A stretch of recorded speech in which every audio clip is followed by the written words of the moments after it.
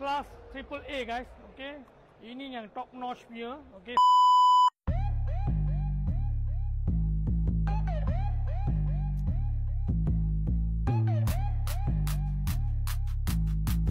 Boss Kevin stepping in, helmets on lock, bikes on AE8, we run the. Guys, another good news kepada rider-rider yang jauh yang nak pergi Vietnam, Cambodia, nak jaket yang power, ini dia.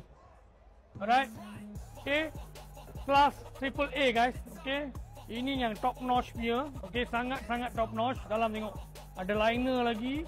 Dia punya function saya pun banyak benda yang patut kita cerita. Tapi ventilation hole. Ini kira Alpine Star punya standard dah. Okay. Alpine Star punya standard daripada LS2. Okay. Padding semua soft padding.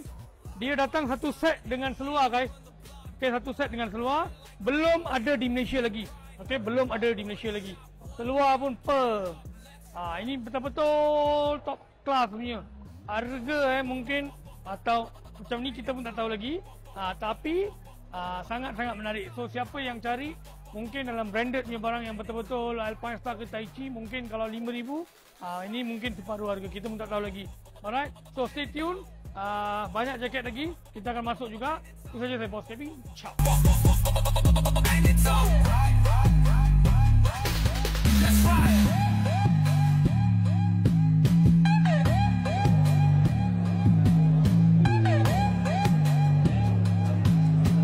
Boss Kevin stepping in, helmets on lock.